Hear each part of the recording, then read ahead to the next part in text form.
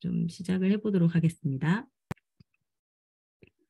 자, 먼저 작년도 저희 세계유학원 학생들의 입시 성과를 한번 이렇게 쭉 살펴보시면은 뭐 다양한 국가에 저희 학생들이 많이 지원을 해서 좋은 결과를 많이 받았고 보실 수 있으시고, 그다음에 작년에는 특히나 좀 장학금을 좀 굵직굵직하게 많이 받은 그런 학생들이 많이 나왔습니다.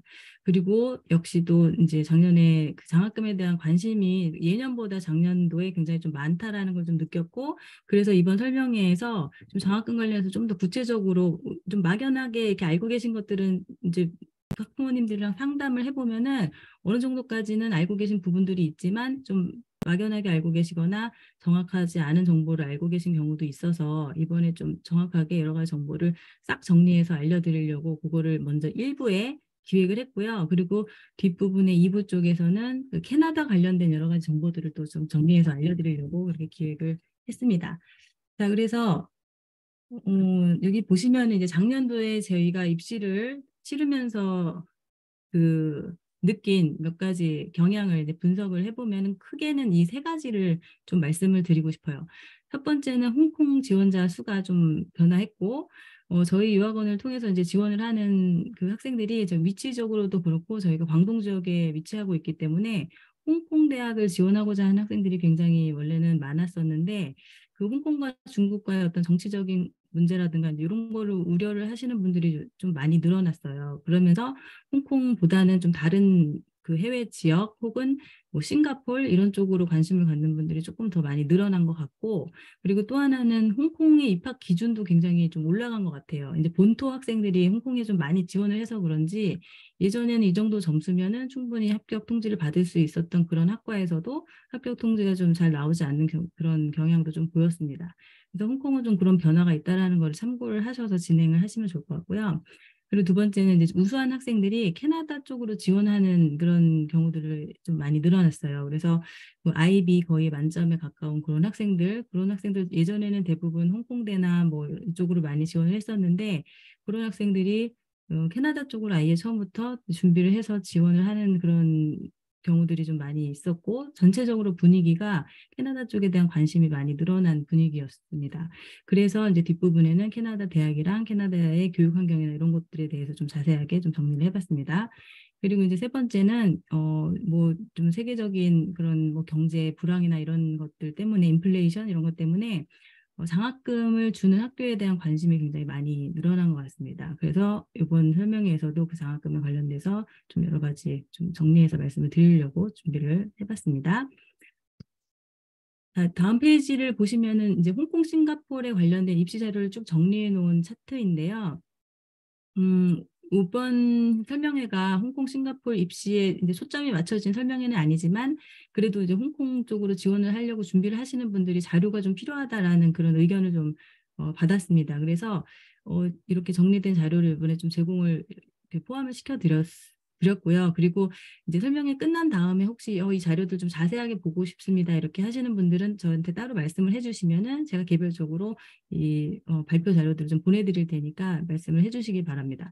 그리고 이제 제가 이걸 핸드폰으로 한번 이렇게 봤어요. 그랬더니 글씨가 좀 작게 보이더라고요. 그래서 혹시 지금 이제 핸드폰으로 참여를 하고 계신 분도 있고 컴퓨터로 보시는 분도 계실 텐데, 핸드폰으로 보실 때 이런 글씨 좀 자세히 보고 싶은 부분이 좀 너무 작다 하면 이렇게 손가락으로 이렇게 줌을 해서 크게 확대해서 보시면은 조정이 이렇게 잘 되더라고요. 그래서 그렇게 해서 좀 필요한 부분들을 확대해서 보시면은 좋을 것 같아요. 자, 일단 여기서는 간단하게 몇 가지만 딱 좀 말씀드리고 지나가겠습니다. 일단 이제 홍콩의 주요 탑 5 대학들, 홍콩대, 과기대, 중문대, 시티대, 폴리텍 이렇게 5개, 그다음에 싱가포르 주요 두 대학들, 싱가포르 국립대, 싱가포르 난양공대 이렇게 2개 자료들 좀 준비를 해봤는데요. 여기 세계 랭킹을 한번 좀 참고로 보시면 이제 홍콩대가 세계 랭킹이 여기 올해 타임즈 하이어 에듀케이션 순위를 참고해 봤을 때 31위, 그리고 홍콩 과기대가 58위, 그리고 중문대가 45위인데 서울대가 56위. 서울대가 많이 올라왔어요. 예전엔 서울대가 100위권 안에 없었는데 많이 올라왔고, 그다음에 시티대보다 폴리텍이 순위가 또 많이 올라가는 것도 볼 수 있습니다. 요즘엔 폴리텍 입학이 좀 많이 어려워졌어요. 그래서 이제 이것도 참고해서 보시고, 그리고 싱가포르 국립대가 그 19위, 세계 순위가 19위인데 토론토 대학이 세계 순위가 18위라는 것도 같이 비교를 해보시면 좋을 것 같습니다. 그리고 싱가포르 그 난양공대는 36위 수준이고 이제 홍콩 대학과 거의 비슷한 수준이라고 보시면 됩니다. 그리고 그 밑에는 이제 지원 자격들이에요. SAT는 몇 점 이상 받아야 되고 어학 점수는 몇 점 이상 받아야 되고 하는 그런 지원 자격들이니까 본인한테 이제 필요한 자료들을 그 부분들을 한번 잘 확인해서 활용을 해보시기 바랍니다. 자, 일단 장학금에 대해서 이제 이야기를 좀 드리려고 하는데, 이제 국제학생으로서 해외 유학을 간다. 근데 해외에서 우리 애한테 장학금을 줄까? 외국인인데 굳이 장학금을 뭐 받을 수 있을까? 뭐 이런 이제 고민을 이제 하실 수 있죠. 그래서 받을 수 있는 장학금과 받을 수 없는 장학금이 있고, 그다음에 어떤 경우에는 자기가 지원을 해야만 받을 수 있는 경우도 있고, 어떤 경우에는 지원을 하지 않아도 자동적으로 주어지는 장학금이 있어서 어떤 것들이 어떤 경우에 어떻게 주어지는지 그리고 어떻게 신청을 해야 되는지를 좀 정리를 해서 말씀을 드리려고 합니다. 먼저 장학금이라고 우리가 말하는 그런 이제 것을 크게 두 가지로 나눌 수 있어요. 하나는 이제 학자금 보조, 그리고 하나는 그야말로 장학금, 성적이 우수한 애들한테 주어지는 그런 장학금, 이렇게 나눠서 볼 수 있는데요. 학자금 보조 같은 경우에는 학생이 그 뭐 경제력이 부족해서 그 학교의 학비를 다 낼 수 없는 그런 상황이어서 학교한테 좀 보조를 해주십시오, 도와주십시오 해서 학교가 그걸 인정해주면 그 학교에서 그 보조금을 받고 학교를 다닐 수 있는 그런 종류의 장학금이에요. 그래서 파이낸셜 에이드라고 하고 이런 거를 다른 말로는 need based grant라고 합니다. 필요에 의한 그 어떤 그 뭐죠? 경제적으로 필요에 의해서 받게 되는 그런 장학금이에요. 그 반대로 성적 우수 장학금은 merit based scholarship이라고 얘기를 합니다. 즉 학생의 능력과 그 실력에 맞춰서 대학이 그 실력 있는 학생을 꼬시기 위해서 우리 학교로 와라라고 이렇게 하기 위해서 이만큼 줄 테니까 우리 학교를 와라 이렇게 하는 오퍼를 하는 그런 경우를 이제 이런 메리 베이스 스칼라십이라고 얘기를 합니다. 그래서 학자금 보조 같은 경우에는 일단 요 점은 알아두셔야 돼요. 미국 외의 다른 국가는 국제 학생들한테 이렇게 돈을 가난하다고 해서 돈을 주는 그런 학자금 보조를 하고 있지 않습니다. 그래서 뭐 그럴 이유가 보통 없죠. 그죠? 자기 자국민들한테는 뭐 학자금 보조해주고 뭐 론도 해주고 뭐 그러면서 학생들의 그 대학 교육을 지원을 해주지만 굳이 외국 학생들한테까지 그렇게 하지는 않습니다. 하지만 미국은 굉장히 교육의 뭐 수준도 높고 질도 높은 데다가 선택 할 수 있는 그런 옵션도 굉장히 많고 또 다양한 제도도 많고 또한 국제 학생들에게 제공되는 학자금 보조도 있다라는 것 그거를 참고하셔서 미국에 관심이 없었던 분도 한번 이번에 좀 고민을 해보시는 것도 좋을 것 같아요. 어, 일단은 이제 또 하나 알아두셔야 될 거는 성적 우수 장학금 같은 경우에는 별도로 원서를 작성해서 지원을 할 필요가 없어요. 그냥 학교 지원 원서만 내고 본인의 스펙이라든가 이런 것들을 잘 제시를 하고 그랬을 경우에 학교가 판단했을 때 이 학생이 굉장히 우수한 학생이다라는 판단을 했을 때 그 학생을 유치하기 위해서 장학금을 오퍼를 하는 거기 때문에 별도로 추가 원서를 작성할 필요는 없습니다. 하지만 학자금 보조는 신청을 해야 되고 요 뒤에 가서 어떻게 신청을 해야 되는지는 다시 말씀을 드리겠습니다. 그리고 요 밑에 보시면 마지막 줄 보시면은 학자금 보조 신청 여부가 합격에 영향을 미칠 수 있다라고 되어 있죠. 이런 것을 다른 말로 need aware라고 합니다. 이 얘기는 뭐냐면요. 이 학생을 뽑고 싶지만 이 학생은 저는 돈이 없어서 학비를 보조해주지 않으면 이 학교를 다닐 수 없습니다. 라는 의미로 학자금 보조 신청서를 냈어요. 그러면 대학은 이제 고민을 하겠죠. 아, 얘보다 조금 못하지만 이 학생은 돈이 많아서 학비를 이렇게 많이 낼 수 있는 자금이 있는 학생이니까 그럼 이 학생을 뽑을까 하면서 그런 선택에서 이 조금 더 우수하지만 돈이 없는 학생보다 그냥 충분히 학비를 다 내고 다닐 수 있는 국제 학생을 선발하게 되는 그런 경우가 많이 있죠. 즉 이제 당락에 영향을 미친다는 거죠. 학자금 보조 신청을 할 경우에는.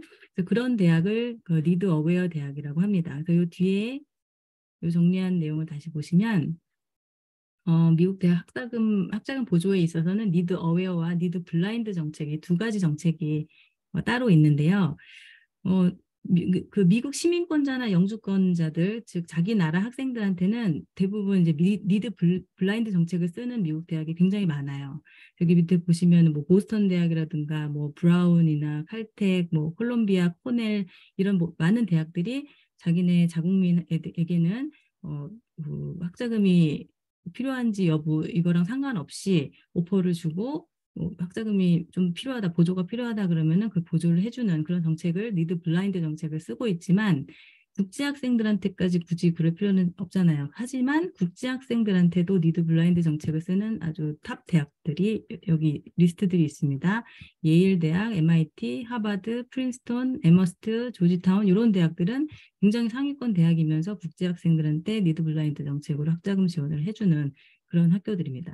그래서 만약에 이제 자녀분들이 굉장히 우수하다, 진짜 어디 내놔도 빠지지 않는 우수한 학생들이다 하면은 하버드 이런 데 보내면 되죠. 집에 우리 돈이 없어서 못 보내겠습니다. 아니고 돈이 없으면 오히려 더 이제 돈이 많으면 학자금이 나오지 않아요. 근데 돈이 없다라는 걸 증빙할 경우, 그럴 경우에는 전액 뭐 학자금 이런 걸 다 받으면서 보낼 수가 있습니다. 그래서 그거를 알아두시면 좋을 것 같습니다. 일단은 유학은 이제 생각이 있으시지만, 유학 보낼 정도로 그렇게 집에 여유가 없다, 그리고 학비가 너무 부담이 된다라고 말씀을 하시는 분들이 많이 있는데, 생각보다 외국 대학이 그렇게 학비가 너무 그렇게 우리가 알고 있는 것처럼 그렇게 많지 않은 경우들도 있으니까, 이 한번 자료를 보시면은 좀 참고가 되실 텐데요. 먼저 이제 미국 또 이제 주립대와 사립대가 있어요. 그래서 주립대 같은 경우에는 정부에서 주정부에서 세금으로 여러 가지 교육 지원을 하기 때문에 학비가 좀 저렴한 편이에요. 그래서 주립대 같은 경우에는 한 15,000에서 4만 불, 비싼 학교 같은 경우에는 4만 불 정도까지 이렇게 학비가 있고 대부분은 한 2, 3만 불 이 정도 수준입니다. 그리고 사립대 같은 경우에는 학비가 좀 비싸죠. 그래서 우리가 알고 있는 좋은 학교들 대부분 사립대학들이죠. 하버드나 이런 데들은. 그래서 그런 데는 4만에서 6만 불 정도 학비가 이루어져 있습니다. 그리고 이제 캐나다의 학비를 보시면 캐나다는 보통 이걸 다 지금 US 달러로 환산을 한 금액이에요. US 달러로 환산했을 때 한 15,000에서 3만 불 정도가 보통 학비고요. 그리고 토론토 대학, 그 캐나다 대학들 중에서도 가장 탑인 토론토 대학의 경우에는 학비가 좀 비싼 편이에요. 그래서 한 3만 8천 불 정도 미화로 이렇게 생각을 하시면 됩니다. 그리고 싱가포르 대학은 여기 그랜트라고 적어놨는데요. 그 외국 학생들한테도 국가 장학금을 제공을 해줍니다. 그래서 이 그랜트는 본인이 선택을 해도 되고 안 받아도 돼요. 그래서 그랜트를 받는다라는 걸 선택을 할 경우에 학비가 한 12,000불에서 45,000불 요 정도, 45,000불 같은 경우는 의대예요. 그래서 의대를 제외하고는 대부분 학과는 한 그 12,000불 정도, 이 정도 학비만 내고 학교를 다닐 수 있어요. 그런데 조건은 이 그랜트를 받는 조건은 졸업 후에 그 싱가포르 기업에서 3년 동안 근무를 해야 됩니다. 의무적으로. 졸업하고 나서 나 모르겠다 그러고 그냥 다른 데 취업하거나 다른 나라로 가버리면은 그 그랜트를 받을 때 보증인을 세워야 되거든요. 그러면 그 보증인이 그 이자까지 다 쳐서 다 갚아야 됩니다. 그래서 일단 이제 그런 바인딩이 걸린다는 것, 싱가포르 기업에서 3년 동안 근무를 해야 된다. 그런 조건으로 이 학자금 보조를 받을 수 있다라는 거 참고를 하시면 될 것 같고요. 그리고 홍콩 대학 쪽은 학비가 한 18,000에서 25,000 불 정도, 그리고 호주는 15,000에서 3만 불 정도이고요. 여기 독일을 보시면 이제 무료라고 되어 있잖아요. 그래서 독일은 무상교육이다, 뭐 유럽은 다 무상교육이다 이런 얘기 들어보셨죠? 그래서 가끔 이제 학부모님들이 독일로 보내고 싶다 이유는 무상교육을 받을 수 있다고 하니까 이렇게 이제 말씀을 하시고 문의하시는 분들이 있어요. 근데 이것도 잘 선택을 하셔야 되는 게 그 무상교육은 맞긴 맞는데요. 그 본과에서 무상교육을 받고 그 독일 학생들이랑 같이 공부를 하기 위해서는 독일어를 대학교 강의를 들을 수준의 독일어 구사를 해야 됩니다. 그러기 위해서는 독일어를 어학연수를 해야 돼요. 그 대학 본과로 들어가기 앞서 어학연수를 해야 되는데 그 어학연수 비용은 굉장히 비싸요. 그래서 그냥 일반 대학 가는 학비랑 거의 뭐 비슷해요. 게다가 한국 학생들이 뭐 생전 처음 보는 그런 언어를 대학 다닐 수준으로 배우려면 1, 2년 가지고는 그 수준이 되지 않아요. 그래서 보통 한국 학생들이 이 무료 학비라는 거에 혹해서 독일로 갔다가 어학연수만 3, 4년 하다가 포기하고 중간에 돌아오는 그런 경우들이 많이 있어요. 그래서 이런 유럽 학교들 이런 것들 선택하실 때는 잘 생각을 하셔야 됩니다. 뭐 네덜란드로 가겠다. 뭐 이런 가끔 이제 학생들이 있는데 그 언어를 구사를 해야 된다라는 거는 잊지 말으시기 바랍니다. 자, 그러면은 미국 쪽에 그 대학을 좀 지원을 해보고 싶다. 그 학자금 신청도 한번 좀 받을 수 있을지 없을지 모르지만 그래도 한번 해보고 싶다 하는 분들은 이런 이제 방법을 사용하시면 됩니다. 일단 여기 세 가지 정리된 것 중에 중간에 펩사라고 되어 있는 요거는요. 미국 시민권자나 영주권자에게만 해당되는 이제 미국 그 정부에서 받는 그런 학자금입니다. 그래서 이거는 국제학생들과는 상관이 없어요. 그래서 국제학생들의 경우에는 요 첫 번째 나와 있는 CSS 프로파일이라는 거를 이제 작성을 해서 제출을 해야 됩니다. 이거는 그 SAT 시험을 주관하는 칼리지 보드에서 주관을 하는 원서예요. 그래서 요 CSS 프로파일을 작성할 때는 여기 밑에 보시면 최근 3년 내에 가정 내 소득, 현금 자산, 뭐 그다음에 지출, 그다음에 주식, 보험, 부동산, 대출, 뭐 여러 가지 이런 것들을 다 자세하게 기입을 해야 돼요. 그래서 이제 강남의 무슨 컨설팅 업체나 이런 데 보면 이 CSS 프로파일 작성하는 컨설팅만 500만 원, 뭐 이런 식으로 진행을 하고 있어요. 근데 굳이 그런 걸 사용하지 않더라도 이게 어떤 거다라고 알고 이제 있으면은 그 뭐 이렇게 잘 번역도 하고 열심히 좀 자료를 모으고 해서 본인이 충분히 좀 시간은 굉장히 많이 들긴 하지만 충분히 직접 해보실 수 있는 그런 작업이니까 한번 이제 학자금 신청에 관심이 있으신 분들은 이 CSS 프로파일 작성하는 것도 한번 도전을 해보시기 바랍니다. 그리고 여기 끝에 ISFAA라는 거 있잖아요. 요거는 국제학생 전용 학자금 신청 자료예요. 그래서 이거는 일부 대학들이 이 CSS 프로파일 대신에 이걸 제출해라라고 하는 대학들이 있거든요. 그런 경우에만 이 자료를 원서를 사용하시면 됩니다.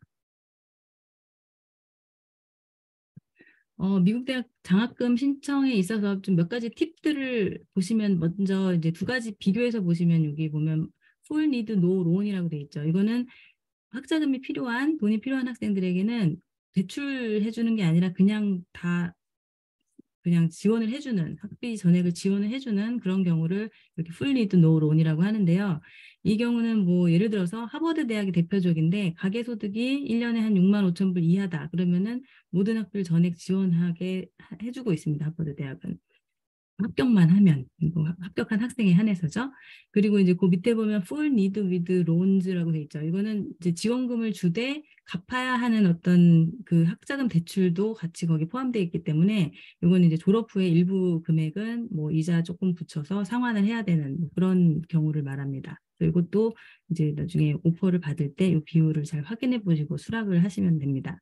그래서 몇 가지 밑에 팁을 보시면 보통 부모의 총 자산의 한 5%에서 6% 정도가 학비를 납부할 수 있는 금액이라고 이제 계산을 해서 만약에 자산이 그 정도 이상이다 그러면은 이제 학자금 신청을 해도 나오지 않습니다. 그리고 대학마다 재정 보조하는 기준이 다르기 때문에 뭐 프린스턴 대학 같은 경우에는 가계소득 30만 불까지도 다 허용해주고 학자금을 지원을 해주는 경우가 있고 그다음에 대부분은 한 15만, 17만 정도까지 그 허용을 해주고 학교마다 이건 기준이 다 다르다는 것도 알아두시면 좋을 것 같고요. 그리고 서플리먼터리 에세이가 중요합니다. 왜 내가 이 학교를 가고 싶고 왜 학자금이 필요한지, 왜 보조가 필요한지에 대해서 대학을 이제 설득시키는 그런 에세이를 좀 잘 써야 되고요. 그리고 이제 또 하나는 인스테이트 학비라는 것도 이제 들어보셨을 텐데 미국에는 이제 그 주별로 뭐 주립대학이 있고 뭐 그렇잖아요. 그래서 그 주에서 공부를 하고 살았던 학생들에게는 학비가 다르게 적용돼서 훨씬 저렴한 인스테이트 학비 적용이 됩니다. 그런데 이게 뭐 거기에 주소 아는 사람이 있어가지고 위장 전입해놓고 뭐 그러면은 받을 수 있고 하는 게 아니라 실거주를 뭐 1년에서 3년까지 실거주를 해야 되고 그 주에서 그리고 또 대학마다 기준이 다 다른데 보통 이제 부모가 세금 보고를 하는 그런 경우에만 이 혜택을 받을 수 있는 경우들이 많습니다. 그런데 어떤 학교의 경우에는 뭐 유학생으로서 그 지역에서 뭐 몇 년을 공부를 했다. 이런 경우에도 인스테이트 학교를 적용해 주는 경우도 있고 해서 학교마다 좀 차이가 있으니까 그것도 네, 나중에 지원할 때 구체적으로 살펴보시면 될 것 같습니다. 미국 외에 그럼 다른 학교는 장학금을 어떤 식으로 제공을 하느냐를 보시면은 아까 앞에서 말씀드렸듯이 그 성적 우수 장학금 같은 경우에는 우수한 학생을 본인의 학교로 유치하기 위해서 제공을 하는 거기 때문에 학생의 재정 상황과 전혀 상관없이 이제 주는 그런 장학금입니다. 그래서 실제 저희 학생들도 이런 성적 우수 장학금을 이제 많이 받고 대학을 진학을 하는데요. 폴리텍 대학 전액 장학금 받고 진학을 한 학생도 있고, 홍콩대 반액 장학금 받고 진학한 학생도 있고, 토론토 대학 학비가 비싸기로 유명한데, 거기서 반액 장학금 받고 진학을 한 학생도 있고, 여러 가지 이제 그런 경우들이 있습니다. 그리고 이제 성적 우수 장학금은 뭐 미국이나 캐나다나 홍콩, 호주 등 거의 전 국가가 다 대학별로 그 혜택을 제공하고 있기 때문에 일단 본인이 굉장히 우수한 학생이다라고 생각한다면 원서에 굉장히 자기 어필을 잘해서 그 지원을 했을 경우에는 특별한 별도의 원서 작성 없이도 이 성적 우수 장학금 오퍼를 받을 수 있는 확률이 굉장히 높아집니다. 그리고 싱가포르는 아까 말씀드렸듯이 외국인에게도 국가 그 장학금을 지원을 해주고 있고요. 자, 그리고 이제 이것도 중요한데요. 대학 1학년 성적이 우수할 경우는 국제학생이라도 2학년부터는 다양한 장학금의 기회가 있습니다. 그래서 처음에 이제 유학을 보낼 때 뭐 학비가 너무 비싼 거 아닌가? 그리고 엄두가 안 난다. 이렇게 생각을 하신 경우가 있는데 학생이 유학을 가서 공부를 열심히 한다. 그럴 경우에는 1학년을 마치고 그 1학년 때 성적도 굉장히 좋고 그다음에 뭐 여러 가지 활동도 많이 해서 스펙을 많이 만들어놨다 할 경우에는 2학년 때부터는 굉장히 많은 국제학생이라고 차별받지 않고 굉장히 많은 장학금 혜택을 받으면서 이제 학교를 다닐 수 있습니다. 저도 미국에서 대학원을 다닐 때 사실은 그 첫 번째 한 학기 등록금만 내고요. 나머지 학기들은 전부 다 장학금으로 다녀서 전혀 학비를 내지 않았습니다. 한 학기 이후에는. 그래서 그런 기회들이 미국 대학들은 굉장히 많이 있고 미국 대학 아니어도 다른 뭐 캐나다 대학이나 다른 대학들도 마찬가지로 학생들이 좋은 성적을 유지할 경우에는 2학년부터 굉장히 많은 장학금의 기회들이 있다는 걸 참고하시면 좋습니다. 그리고 또 이제 가고 싶지 않은 대학인데 장학금을 막 협상해서 막 그런 경우들도 있는데 그런 경우에는 이제 가고 싶지 않은 대학 같은 경우에는 굳이 장학금을 이제 협상하거나 뭐 받을 필요 없고요. 일단 장학금을 뭐 좀 더 주지 않겠니 하고 학교랑 이야기를 하게 될 경우는 그 학교에 반드시 진학을 하겠다라는 어떤 그런 기준이 있을 때 본인의 그런 결심이 있을 때 아주 진지하게 협상을 하면 그게 학교가 잘 그걸 받아들여서 좀 더 좋은 혜택을 주는 경우들이 실제로 있거든요. 그렇기 때문에 좀 진지한 마음가짐으로 꼭 진학하려고 하는 학교랑은 좀 깊이 있게 자기가 정말 원한다, 필요하다 할 경우에는 상담을 해서 장학금을 좀 더 올려받거나 아니면 없는 장학금도 좀 더 오퍼를 요청을 하거나 이렇게 좀 해보실 수 있습니다. 자, 그리고 성적이 낮은 학생들은 뭐 지금 장학금 이런 걸 신경 쓸 때가 아니죠. 입학 허가를 못 받으면 어차피 장학금이나 뭐 학자금 보조나 이런 것들 고민할 필요가 없어요. 그래서 가장 기본은 일단 본인의 스펙과 성적을 굉장히 좋게 만들어 놓는 거, 그러면은 여러 가지 옵션이 있고 장학금이든 학자금 보조든 이런 것들을 받을 수 있다라는 그런 걸 학생들이 좀 잘 알아뒀으면 좋겠네요. 그렇죠? 그리고 또 하나는 장학금이 실제 절약이 되는지 이것도 검토를 해봐야 됩니다. 예를 들어서 저도 다른 어떤 뭐 유학원이나 이런 데서 장학금 컨설팅 이런 걸 홍보하는 거를 보면 뭐 학비가 7만 불인데 장학금 뭐 3만 불 오퍼 받았다 막 이러면서 이제 되게 홍보를 하는데 그러면은 이제 학비 3만 불이잖아요. 근데 그 비슷한 수준이나 더 수준이 좋은 대학인데 학비가 2, 3만 불대인 학교도 많이 있거든요. 그럼 과연 그 장학금을 받고 이 학교로 진학을 하는 게 이익인지 그것도 좀 고민을 해봐야 되겠죠. 그죠? 자, 그래서 마지막으로 이제 결론을 딱 정리해서 말씀드리면 첫 번째는요. 특출난 학생은 해외 대학에서도 스카우트 경쟁을 해서 돈을 줘가면서 성적 우수 장학금도 주고 하면서 데려갑니다. 그래서 이런 모든 그 대학 지원의 전제는 일단 학생이 공부를 열심히 해서 본인의 실력이나 뭐 성과라든가 이런 걸 굉장히 많이 올려놔야지 좋다라는 거고요. 첫 번째는. 그리고 두 번째는 장학금 때문에 학비를 절약하기 위해서 원하지 않는 대학이나 원하지 않는 학과로 진학을 하려는 학생들도 종종 있어요. 원래는 가고 싶은 학교나 대학이 이 다른 학교인데 여기는 돈을 다 내고 다녀야 되니까 너무 아까워. 근데 다른 학교에서는 내가 조금 원하지 않는 과지만 거기서는 장학금을 이만큼이나 준대. 그럼 여기를 가야겠다라고 결정을 하는 경우가 있는데 나중에 좀 후회할 수 있기 때문에 장학금 때문에 그렇게 변경하는 거는 하지 않았으면 좋겠습니다. 그리고 세 번째, 미국 외의 국가는 장학금 신청서를 별도로 작성하지 않아도 본인의 성적이 좋을 경우에는 대학에서 먼저 오퍼를 하기 때문에 어, 따로 작성하지 않아도 됩니다. 이 세 가지를 좀 기억을 해 두시고 그리고 나서 장학금에 대해서 좀 접근을 해보시면 좋을 것 같습니다. 자, 그러면은 뭐 여러 가지 학비라든가 뭐 몇 가지 정보들을 저희가 같이 나눠봤는데, 아직도 지금 학생들이 학년이 어린 경우도 있고, 좀 입시를 고민해야 되는 학년인 학부모님들도 지금 계시고 할 것 같아요. 그러면은 어떻게 우리 자녀의 대학 선택은 좀 어떻게 해야 되나, 뭘 기준으로 좀 고민을 해봐야 되나, 이런 것들을 좀 정리를 해봤거든요. 그래서 이런 포인트를 좀 잡아서 고민을 좀 해보시면 좋을 것 같아요. 먼저 첫 번째, 학비 부담이 적으면 순위 낮은 대학이라도 좋은지 아니면 학비가 좀 부담돼도 랭킹이 높은 대학을 희망하는지 이거를 한번 고민을 해보세요. 그다음에 두 번째는 리버럴 아츠 칼리지처럼 남들이 몰라줘도 뭐 학비가 많이 지원이 되고 장학금을 많이 준다. 그런 경우에는 만족할 수 있는지 아니면 한국인에게 인지도 높은 종합대학에 집중할지 이것도 고민을 해보세요. 이 리버럴 아츠 칼리지에 대해서는 뭐 아시는 분들도 있고 처음 들어보시는 분도 있을 텐데요. 이거는 이제 미국의 대학들은 우리가 주로 얘기하는 뭐 여러 가지 뭐 하버드, 예일 뭐 이런 대학들은 다 종합대학들인데요. 다 그 뭐죠? 대학원을 중심으로 연구 중심으로 이제 중심의 대학들을 저희가 주로 그 얘기를 합니다. 근데 이 리버러치 칼리지 같은 경우에는 학부 중심의 대학들이에요. 그래서 좀 인문 혹은 자연과학 뭐 이런 좀 학문 있죠. 순수 학문 있죠. 그런 순수 학문을 좀 깊이 있게 학부 내에서 공부할 수 있는 그런 학부 중심의 대학들을 리버럴 아츠 칼리지라고 해요. 그래서 정말로 좀 학자가 되고 싶은 학생들 있죠. 공부를 진짜 하고 싶은 사람, 어떤 뭐 취직이라든가 뭐 실용성이라든가 뭐 이런 걸로 대학을 가려는 게 아니라 정말 학문을 배우고 싶은 사람들, 인문학을 공부하고 싶은 사람들, 이런 사람들에게는 리버럴 아츠 칼리지가 굉장히 그 교수들 좀 소수로 구성되어 있고 학생들도 그리고 교수들과의 뭐 토론 수업이라든가 이런 게 굉장히 잘 돼 있고 해서 미국 사람들 사이에서도 리버럴 아츠 칼리지를 일부러 더 진학을 하려는 그런 학생들도 많이 있어요. 근데 하지만 문제는 이제 뭐 우리나라에 다시 돌아왔을 때 인지도가 없는 학교들이 대부분이기 때문에 뭐 예를 들어서 윌리엄스 칼리지라든가 콜게이트 칼리지라든가 이런 것들은 잘 모르시죠. 근데 굉장히 들어가기 어려운 탑 학교들이거든요.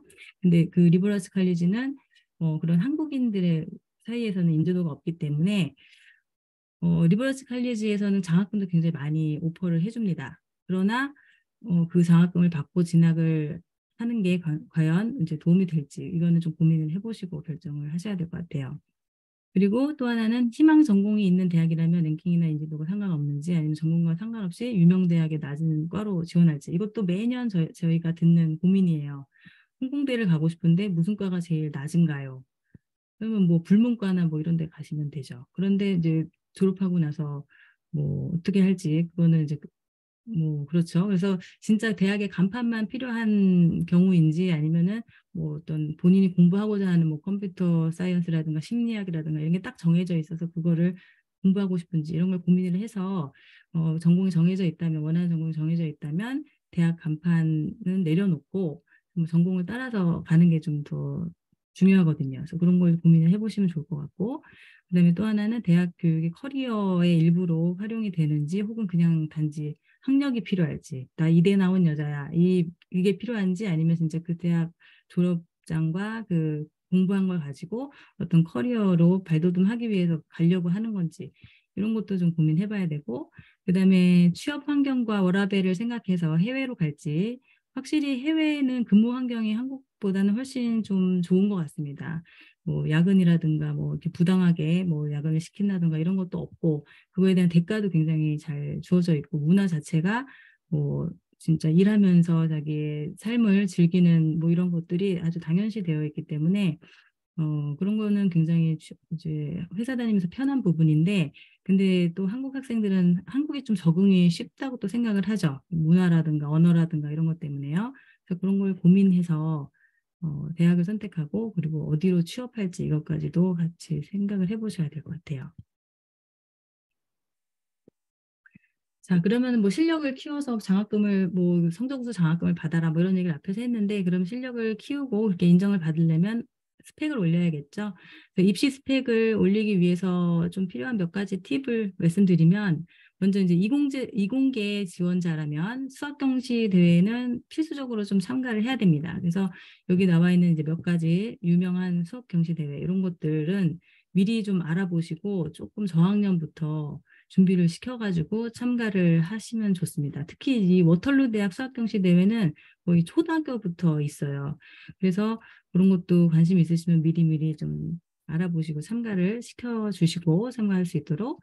그 다음에 대학 원서에 들어가는 그 내용은 이제 9학년부터는 그 내용이 다 들어갑니다. 그래서 성적뿐 아니라 9학년부터는 액티비티 관리도 좀 철저히 해야 돼요. 봉사활동, 뭐 서머 프로그램, 인턴십, 그다음에 뭐 예체능, 운동, 뭐 독서, 뭐 그다음에 뭐 의대를 지망한다 그러면 의료 봉사 등등, 뭐 리더십 활동 등등 이런 것들을 9학년부터는 다 열심히 관리를 하고 그리고 기록도 철저하게 해놔야 됩니다. 하나하나 빠짐없이 본인이 했던 봉사활동이라든지 뭐라든지 다 기록을 시간이랑 뭐 어떤 내용인지 거기서 뭘 느꼈는지 정도까지도 다 좀 정리를 해놓고 나중에 원서를 쓸 때 자세히 활용을 했으면 좋겠습니다.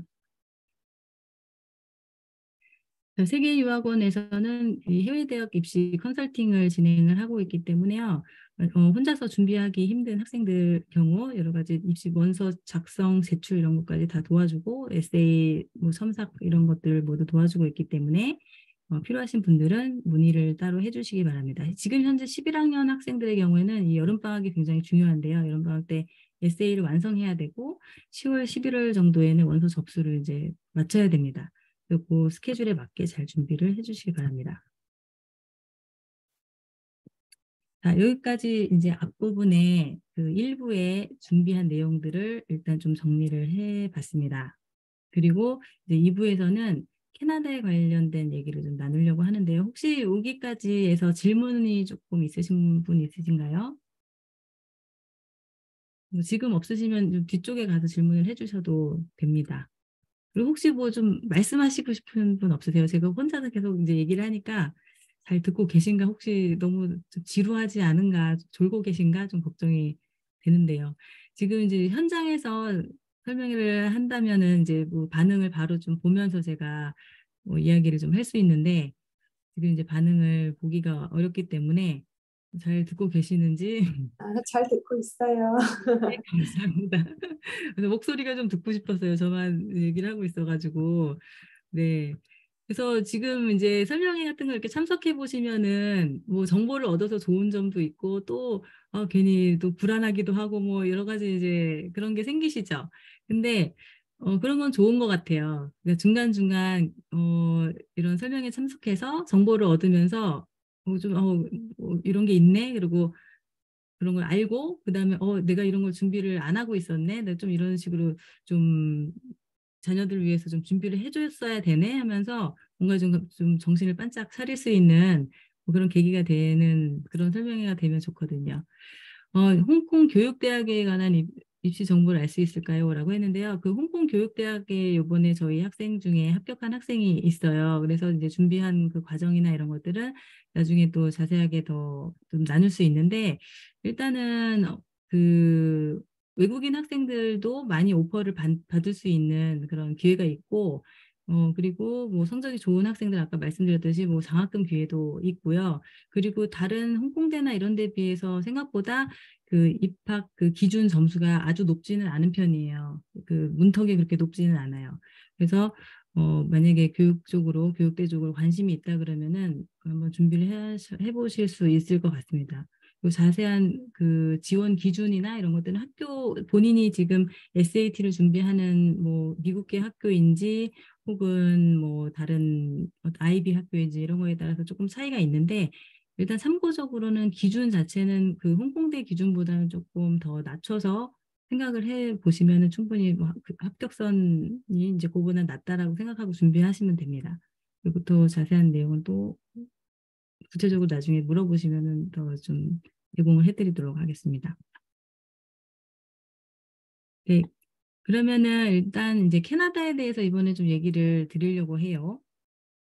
제가 이제 설명회 준비하면서 몇몇 학부모들께서 캐나다에 관심이 있어서 이제 문의를 하신 분들이 있습니다. 그리고 어떤 분은 왜 사람들 자꾸 캐나다로 가요? 뭐 캐나다에 뭐 있어요? 그리고 캐나다에 대해서 좀 알고 싶다 이렇게 말씀하신 분도 있고 그리고 오늘 또 신청해 주신 분도 캐나다를 지금 준비하고 계신 그런 분도 있고 그래서 좀 여기 또 좀 정보를 드리면은 많은 좀 도움이 되실 것 같아서 여러 가지를 좀 정리를 해봤으니까 한번 같이 이야기를 나눠보셨으면 좋겠습니다. 자, 먼저 캐나다 교육 환경을 좀 정리를 해서 좀 알려드리겠습니다. 일단은 저도 지금 현재 캐나다에 와 있는데 캐나다로 온 이유는 뭐 다른 건 없어요. 진짜 교육 때문에 그 교육 하나 보고 이제 캐나다로 오게 되었고 실제로 뭐 굉장히 만족도는 높습니다. 교육에 관련돼서는. 그래서 그 어떤 면에서 그런가 이거를 구체적으로 좀 정리를 해보았더니 이제 정리를 해봤어요. 한번 같이 보시면은요. 먼저 첫 번째 이제 캐나다의 대학들은 대부분 공립대학이에요. 그래서 국가가 관리를 하기 때문에 교육의 질과 자본이 다 보장이 되고 굉장히 뭐 수준 낮고 운영이 막 엉망으로 되고 이런 경우가 없기 때문에 뭐 아무 대학이나 가도 다 대학의 수준이 다 높고 좋아요. 그래서 우리나라처럼 꼭 뭐 서울대, 연고대, 스카이대학을 가야지 좋고 뭐 이런지 않고 뭐 대학에 대한 어떤 졸업 후에 학벌 차별이나 뭐 이런 것들도 거의 없고 어느 대학을 가든지 그냥 지역이 다를 뿐 그 대학에서 충분히 질 좋은 교육을 받고 졸업하고 취업하고 잘 좀 미래에 설계할 수가 있다라는 그런 게 특징이 있고요. 두 번째가 좀 중요한데 캐나다는 코업이라는 특별한 교육 과정이 굉장히 보편화되어 있습니다. 그래서 이 코업은 뭐냐면 그 일을 하면서 취업을 하면서 그 공부를 하는 거예요. 근데 보통은 대학교 때 취업을 한다 그러면 인턴십, 뭐 무급으로 그냥 일하고 뭐 하는 인턴십 혹은 뭐 그 뭐 플레이스먼트 이런 뭐 실습 이런 거 있잖아요. 그런 걸 생각하시는데 물론 그 실습이나 이런 게 있는 학과도 있지만 이 코업이라는 요거는 실제로 학생들이 취업을 하게 돼요. 그래서 예를 들어서 이제 이거는 본인이 조정하기 나름인데 대부분 한 학기는 학교에서 수업을 듣고 한 학기는 취업을 나가요. 그리고 한 학기는 또 학교에서 수업을 듣고 한 학기는 취업을 가고 이렇게 해서 총 네 학기는 그 학교에서 학습을 하고 네 학기는 실제 그 업무 현장에 가서 배웁니다. 일을 하면서. 그런데 이게 무슨 인턴십처럼 뭐 그 뭐죠? 열정페이로 그냥 돈도 안 주고 막 이렇게 하는 게 아니라 기업들도 이 코업 학생들에 대한 이게 인식이 보편화되어 있기 때문에 면접을 보고 학생을 선발을 한 다음에 어 정당하게 다 이제 급여를 제공을 하고 그리고 학생들은 다 그걸 급여를 다 뭐 정부에 그 세금 신고도 하고 뭐 이렇게 하고요. 그리고 그 취업한 그 학기들을 다 학습한 걸로 인정을 해서 이제 대학교 졸업장을 받게 되는 그런 제도예요. 그래서 음, 이제 장점은 학생들이 실무를 배우게 되니까 그냥 앉아서 책상 앞에서 공부만 한 학생들과는 졸업 후에 완전히 거의 뭐 천차만별로 달라져 있어요. 그래서 게다가 또 졸업을 했을 때 본인이 코업으로 일했던 기업들한테 잡 오퍼를 굉장히 많이 받아요. 왜냐면은 회사 입장에서도 이 학생을 뭐 자기 회사에서 같이 일을 한번 해봤잖아요. 그래서 어떤 사람인지 알기 때문에 안심하고 아, 이 학생은 이러이러한 장점이 있고 이런 게 파악이 되기 때문에 이제 잡오퍼를 줄 수가 있습니다. 그래서 성실하게 코업을 잘 이렇게 했던 그런 학생들은 여기저기서 잡오퍼를 받아서 졸업할 때 막 골라서 연봉 협상을 막 해서 급여를 막 올려가지고 여기저기 오라 그래서 그중에서 골라서 취업하고 이런 경우들이 이제 많이 있고 그리고 실제로 굉장히 좀 큰 회사 좋은 대기업들 뭐 이런 데서도 코업을 학생들을 많이 뽑기 때문에 뭐 구글이라든가 마이크로소프트라든가 뭐 심지어 저희 학생 중에 뭐 테슬라에서 최종 면접까지 가서 코업을 뭐 했던 학생도 있고 그렇거든요. 그래서 이런 과정을 좀 이제 좀 활용하고 싶은 그런 학생들은 이제 캐나다가 이런 게 환경이 되게 잘 되어 있고 이런 뭐 공업 학생이라 그래서 뭐 차별받거나 그렇지 않고 하기 때문에 코업이 있는 그런 학과를 지원을 해보면 도움이 됩니다. 그리고 이 코업 학과 있는 학과로 지원해서 합격 통지를 받을 경우에는 비자를 받을 때 워크 퍼밋을 동시에 같이 받아요. 그래서 정식으로 일을 할 수 있고 급여를 받을 수 있는 그런 상황이 됩니다. 그리고 이제 또 하나는 거기 레퍼런스가 굉장히 중요하다. 인맥으로 취업되는 공정한 사회 이렇게 써놨는데요. 캐나다나 미국 같은 경우에는 우리나라랑 달리 인맥으로 취업을 하는 경우가 되게 많아요. 우리나라는 뭐 누가 뭐 낙하산 막 그래서 인맥으로 취업했다 그러면 굉장히 안 좋게 보잖아요. 근데 여기서는 인맥이 없으면 되게 좋은 대기업이라든가 이런 데는 거의 취업하기가 어려운 수준이에요. 인맥을 억지로라도 만들어야 돼요. 왜냐하면 그냥 아무것도 근본 없이 모르는 사람들은 그런 좋은 회사에서는 잘 안 주거든요. 그래서 대부분 이제 대학교 교수님이라든가 뭐 아니면 이제 본인이 코업하면서 알았던 그런 뭐 상사분이 추천을 해준다든가 뭐 이런 식으로 해가지고 원하는 그런 기업에 그런 인맥으로 소개로 취업을 하게 되고 그리고 이제 취업을 할 때는 항상 그 레퍼런스 체크를 해요. 그래서 이 학생이 어떤 학생인지 기존에 어디서 일을 했다. 그러면 그 일했던 거기에 전화를 걸고 확인을 해서 어떤 사람이었는지 어떻게 일을 했는지 이런 것들을 다 확인을 합니다. 그래서 캐나다에서는 뭐 예를 들어서 막 이렇게 뭐 막 망쳐놓고 나가는 경우 있잖아요. 에이, 막 나 여기서 일 안 해. 그리고 막 때려치고 나가는 경우 있잖아요. 그러면은 계속 취업을 못하고 인생이 거기서 이제 끝날 수도 있어요. 그래서 착하게 살아야 돼요. 그래서 계속 따라가기 때문에 어떤 일을 하고 일을 그만두고 그런 과정에서도 그게 다 추후에 평가가 되기 때문에 본인이 굉장히 성실하게 이렇게 본인의 미래를 설계해 가야 된다라는 것도 알아두셔야 됩니다. 자, 그리고 그 밑에 보면은 오픈 워크 퍼밋에 대해서 써놓은 거 있죠. 2년제 칼리지 이상을 졸업하면 해서 지금 이제 저희 유학원에 오늘도 이걸 문의해 주신 분이 있어요. 그래서 나이 많은 분들도 많이 이제 도전을 하는 방법인데요. 캐나다로 부모님이 공부를 하러 가게 되면 칼리지든 2년제 칼리지든 아니면 대학이든 대학원이든 어쨌든 가게 되면 그 자녀들은 자녀의 수에 상관없이 다 무상 교육을 받게 돼요. 학교를 다 고등학교까지는 무료로 다니게 됩니다. 그리고 졸업을 하게 되면 그 부모님이 이제 졸업을 하게 되면은 졸업 후에는 3년짜리 오픈 워크 퍼밋을 받아서 3년 동안 아무 데나 취업을 할 수 있어요. 뭐 커피숍에서 일을 할 수도 있고 아니면 뭐 대기업에서 일을 할 수도 있고 그건 본인의 능력에 따라서 이렇게 하게 되고 그리고 1년 이상 그렇게 근무를 하게 돼서 경험을 쌓으면은 영주권 신청 자격이 되기 때문에 이제 영주권을 받을 수 있습니다. 그래서 저 같은 경우에는 3년짜리 어드밴스드 디플로마를 받아서 졸업 후에 학교에 취직을 해서 일을 하고 그러고 나서 영주권을 받았어요. 그래서 캐나다에 온 지 4년 만에 영주권을 취득하고 그리고 정착을 하게 됐습니다. 그래서 이제 나이 많으신 분들도 생각이 있으신 분들은 많이 도전을 하고 계시고 현재도 하고 계시고 그리고 또 궁금하신 점들이 있으시면 저한테 문의를 해주시면 제 경험담을 많이 좀 나눠드릴 수 있을 것 같습니다. 자, 그리고 캐나다 교육의 또 하나의 장점이자 단점은 공부를 많이 시키지 않는 대신 스포츠를 굉장히 중요시 여겨서 대부분의 학생들이 다 굉장히 열심히 뭐 하키라든가 뭐 피겨스케이팅, 테니스 뭐 이런 것들을 뭐 하나씩을 굉장히 열심히 하고 있어요. 공부보다 이게 더 거의 중요시되는 분위기라는 그런 게 특징이고요. 그리고 한겨울에도 무조건 야외 놀이를 시키고 신체적인 건강을 중요시한다. 한국은 요즘에 뭐 운동장에서 뭐 다치고 이러면 컴플레인이 들어와서 쉬는 시간에도 뭐 운동장에 못 나가게 하고 뭐 이런다는 기사를 봤거든요. 근데 여기서는 눈이 와도 무조건 밖에 나가서 놀아야 되고 그렇습니다. 그리고 또 캐나다는 아동 청소년 여성의 인권이 굉장히 잘 보장돼 있고 여러 가지 제도라든가 서포트가 굉장히 잘 되어 있어요. 그리고 미국이랑 비교해 봤을 때 환경은 비슷하지만 총기 문제, 마약 문제, 인종차별 문제 이런 것들이 확실히 미국보다는 훨씬 위험성이 낮습니다. 그리고 뭐 자연환경 좋고 이런 것 다 알고 계시고 유흥 환경이 적다. 이거는 또 장점이자 단점이죠. 어른들은 좀 심심할 수 있죠. 하지만 아이들은 굉장히 행복한 환경이다. 대부분 학생들이 다 한국에서 스트레스 받고 뭐 문제가 있었던 학생들도 캐나다로 와서는 거의 대부분은 다 좀 만족을 하고 정신적으로 굉장히 안정감을 찾는 거를 볼 수 있습니다. 자, 그래서 이런 점들 때문에 많은 분들이 캐나다 교육에 좀 관심을 가지시는 것 같아요.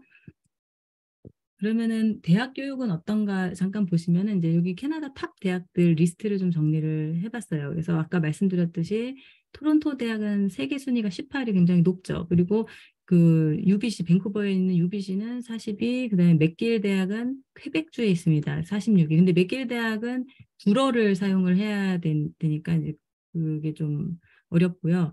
그리고 그 밑에 이제 맥마스터 뭐 여러 가지 쭉 있죠. 워털루 대학 뭐 여러 가지 있죠. 이 중에서 노란색으로 표시한 학교들은 다 온타리오 주에 있는 토론토가 있는 온타리오 주에 있는 학교들이에요.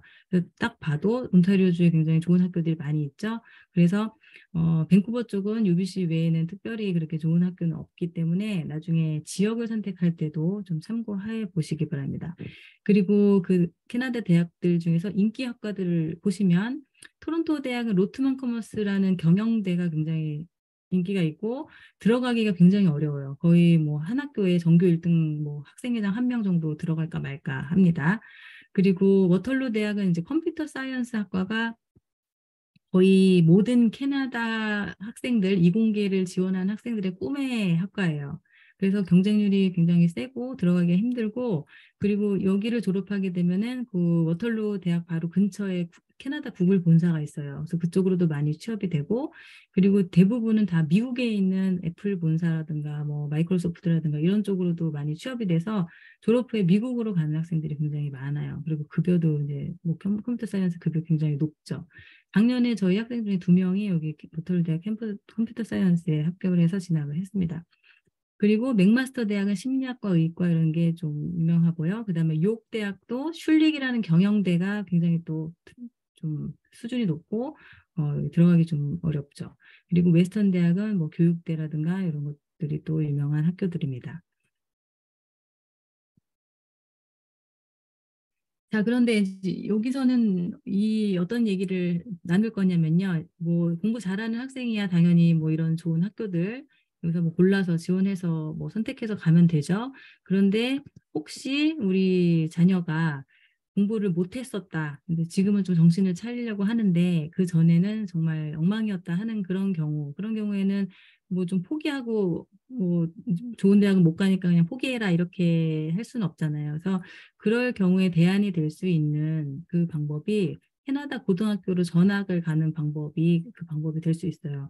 그래서 작년에도 이제 저희 학생 중에 한 명이 중국에 있는 학생인데 고등학교 때 이제 공부를 안 해서 성적이 좀 안 좋은 데다가 그다음에 졸업을 했어요. 12학년까지 마치고 졸업을 했는데 그 학교가 약간 이제 아카데믹한 쪽으로 공부를 하는 게 아니라 약간 직업 쪽으로 이렇게 배우는 그런 학교라서 그 학점들 가지고 좋은 대학을 지원을 할 수 없는 그런 상황이었어요. 그래서 그 학생이 저희 학교 온라인 프로그램으로 그 전학을 해서 학점을 트랜스퍼를 한 다음 마지막 12학년 학점만 몇 학점만 채워서 졸업장을 받고 이번에 이제 미국에 있는 좀 좋은 학교로 장학금도 많이 받고 진학을 하게 됐거든요.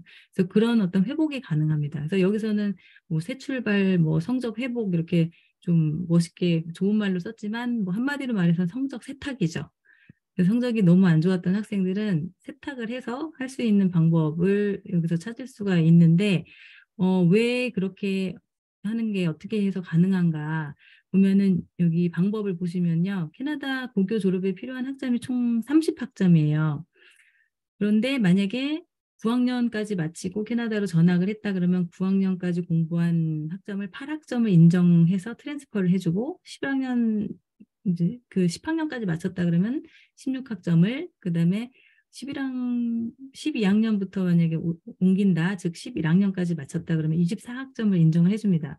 그 얘기는 이제 12학년만 캐나다에서 다니면 추가 학점은 한 6학점 정도만 추가로 따면 졸업장을 캐나다 졸업장으로 받을 수 있다는 얘긴데요. 물론 이제 12학년 수업을 듣기 위해서 프리레퀴짓이라 그래서 앞서서 선수 과목으로 들어야 되는 과목이 있을 경우에는 6학점보다 좀 더 많아질 수는 있지만 어쨌든 일단은 이제 이론적으로는 이렇습니다. 그래서 여기 보시면 한국에 만약에 예를 들어서 내신 과목들 뭐 점수를 망쳤다. 그러면 이제 그 전학을 하면서 그 점수들이 캐나다 교육부에 등록되면서 한국 내신 점수 자체는 다 삭제가 돼요. 뭐 60점 받았다, 뭐 55점 받았다. 그럼 점수는 다 삭제되고 학점만 트랜스퍼가 됩니다. 뭐 10학년에 뭐 영어 한 학점, 수학 한 학점, 뭐 이렇게 학점으로 트랜스퍼가 돼요. 점수는 몇 점을 받았는지 기록되지 않아요.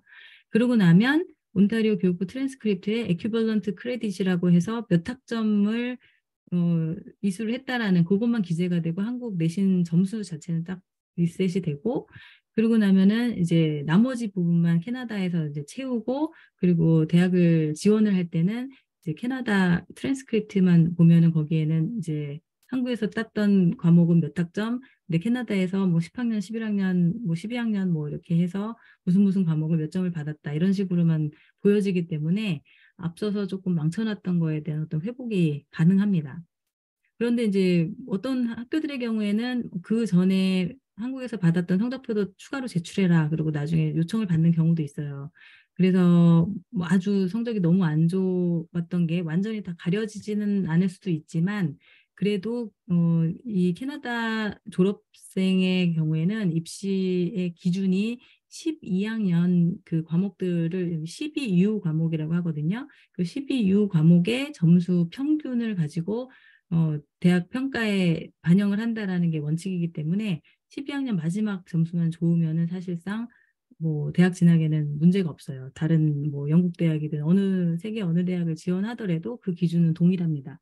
그래서 캐나다로 전학을 해서 마무리를 캐나다에서 하고 캐나다에서 졸업장을 받을 경우 그럴 경우에는 좀 상위권 대학 그 세계 그 다른 이제 외국의 상위권 대학이라든가 이런 데를 지원할 때 혹은 한국으로 돌아가는 뭐 외국에 중국이나 뭐 이런 데 있다가 한국으로 지원하는 경우도 마찬가지로 졸업장을 캐나다 졸업장을 가지고 갔을 경우에는 그렇게 앞에서 조금 망친 부분들 그런 것들을 좀 이런 식으로 좀 회복을 할 수가 있습니다. 그리고 또 하나는 이제 캐나다 졸업장을 고등학교 졸업장을 받으면 장점은 그 SAT나 IB 같은 공인 성적이 없이 그 해외 대학을 지원을 할 수 있다라는 게 이제 장점인데요. 보통은 해외 대학 지원할 때는 공인 성적이 필요하잖아요. AP, SAT, IB 이런 게 필요하잖아요. 그런데 그 캐나다 졸업생의 경우는 그 내신 성적을 거의 공인 성적으로 인정을 해줍니다. 근데 그 이유는 캐나다 고교과정 커리큘럼은 그 미니스트리 오브 에듀케이션에서 인스펙션을 그 교육부에서 매년 철저하게 이제 그 교육과정을 세부적으로 인스펙션을 해서 점검을 합니다. 그래서 그 인스펙션을 통과하지 못한 학교들은 학교가 뭐 문을 닫게 되죠. 그렇기 때문에 굉장히 철저하게 거의 유닛별로 뭐 다 커리큘럼을 거의 교육부에서 정해준 대로 철저하게 지켜서 그 진행을 해야 되거든요, 수업을. 그래서 그런 것 때문에 그 내신 점수를 그냥 막 주지 않는다라는 거를 세계적으로 인정을 받고 그냥 캐나다의 내신 점수면 공신력 있는 점수다 이렇게 인정을 하고 그것만 가지고도 대학 진학에 이제 반영을 해서 어, 오퍼를 받게 됩니다. 그리고 또 하나는 이제 캐나다에서 고등학교를 다니고 졸업할 때는 EQAO라는 데서 실시하는 리트러시 테스트를 보게 되는데 이게 그 뭐죠? 문해력 테스트 같은 그런 건데 이걸 좀 졸업 공인 시험으로 간주해서 졸업 공인 시험을 봤다라는 이걸로 또 간주해서 해외 대학들이 공인 점수가 따로 SAT나 이런 게 없더라도 이 점수 통과한 이걸 가지고 또 인정을 해주는 면도 있습니다. 그래서 영국 대학이나 홍콩, 싱가포르 이런 IB를 주로 입학 기준으로 삼는 국가들 역시도 캐나다는 뭐 내신 점수 뭐 80점 이상, 뭐 몇 점 이상 이런 식으로 그 내신 점수를 입학 기준으로 그 홈페이지 가서 보시면은 알겠지만 이렇게 기준이 나와 있고요. 그래서 캐나다 내신만 가지고도 다른 거 없이도 지원을 할 수 있도록 그렇게 하고 있고요. 그리고 또 만약에 학생이 캐나다 고등학교를 졸업한 후에 캐나다에 있는 탑 대학으로 지원을 한다 그럴 경우에는 음, 대학들 자체가 캐나다 고교 졸업자를 우선 선발하는 정책을 가지고 있기 때문에 역시 좀 더 유리합니다. 그리고 또 하나는 그 온타리오 고교 디플로마 OSSD라고 하죠. 이거는 그 자국에서 온라인으로 취득하는 것도 현재 가능합니다. 그렇기 때문에 만약에 캐나다까지 학생이 유학을 하기가 어려운 상황이다. 그럴 경우에는 그냥 자국에서 온라인으로 뗄 수 있는 방법도 있기 때문에 필요하신 분들은 궁금하신 분들은 저에게 또 따로 문의를 해주시기 바랍니다. 이번 여름방학 때 혹시 뭐 어떤 스펙이 좀 추가됐으면 좋겠는데 뭘 할지 모르겠다 하는 경우에는 그 워털루 대학, 캐나다 워털루 대학에서 하는 이스템 여름 캠프에 지원해 보실 것을 좀 추천을 해드립니다. 이공계 진학 한 학생들한테 도움이 되고 저희 그 워털루 대학 컴퓨터 사이언스 합격한 학생 한 명도 이 캠프 참가했었던 학생이에요. 그래서 도움이 되는 것 같고요. 그리고 요거 외에도 그 홍콩대에서 매년 그 서머 프로그램을 하거든요. 그래서 여러 가지 전공 관련된 뭐 그냥 단순한 캠프가 아니라 진짜 전공을 세부적으로 배울 수 있는 그런 수업들을 홍콩대에서 고등학생들을 대상으로 해서 제공하는 그런 수업들을 제공을 하는데 마감 일자가 보통 3월까지예요. 그래서 이미 좀 마감이 지났기 때문에 여기서는 소개를 하지 않았습니다. 근데 혹시 그 홍콩대 서머 프로그램을 참가하고 싶으신 분들은 시기를 잘 맞춰서 내년에 마감 전에 좀 신청을 해보시면 될 것 같아요. 제가 현재 캐나다에서 롱브리지 아카데미라는 고등학교에서 근무를 하고 있습니다. 유학원에서 재직하면서 동시에 그 학교의 가이던스 카운셀러로 학생들 대학 진학 뭐 그런 카운셀링 이런 것들 업무를 하고 있어요. 그래서 저희 학교로 뭐 만약에 학생들이 온다 하면은 제가 굉장히 잘 관리를 해드리고 그리고 저희 이제 학생들을 유리하게 많이 상도 많이 주고 그런 권한이 저에게 있기 때문에 좀 고려를 해보시기 바랍니다. 저희 학교 간단하게 이렇게 둘러보시고 저희 교장 선생님이 인사 말씀을 좀 녹음을 해주셨는데 그거 한번 같이 좀 보시기 바랍니다.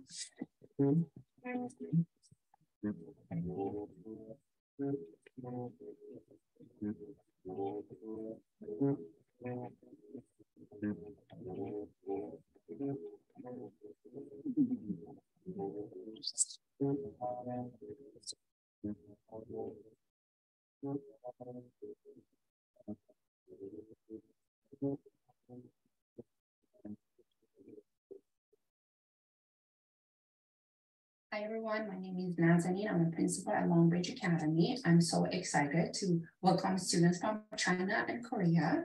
We prepare our school to accept new students from all around the world.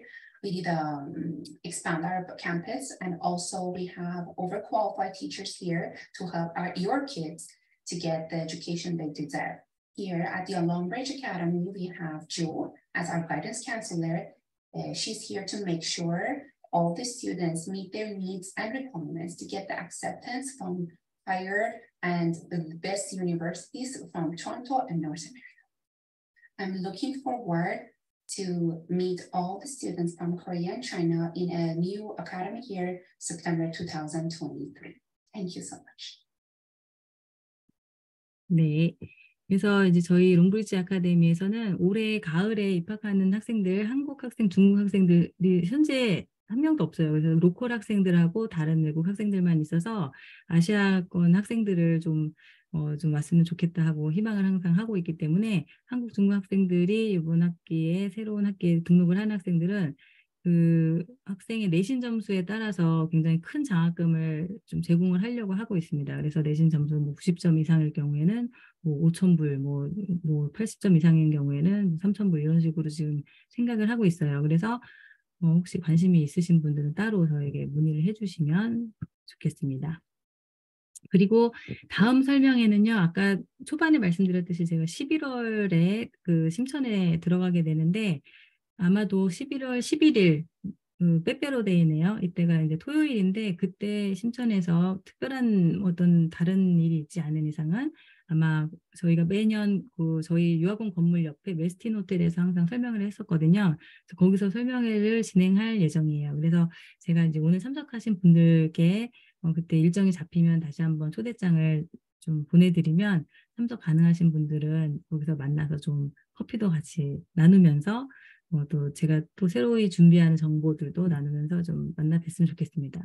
다음 설명회에서는 지금 생각하기로는 이제 그 미국이나 캐나다의 뭐 의대, 간호대 뭐 이런 곳들 그런 것들에 대한 구체적인 입시 정보 및 그다음에 뭐 취업 정보 그리고 뭐 급여 정보 이런 것들도 이제 좀 궁금해하시는 분들이 있어서 그런 것들 위주로 해서 이제 정리해서 또 일부 내용을 준비하고 그리고 나머지 또 다른 새로운 또 문의해 주시는 것들을 바탕으로 해서 새로운 정보들을 또 정리해 가지고 정보를 전달해 주는 방식으로 그렇게 할 계획이에요. 그래서 좀 계속 지켜봐 주시고 그리고 좀 문의를 해 주시면 저희 설명의 내용 콘텐츠 준비할 때도 도움이 될 것 같습니다.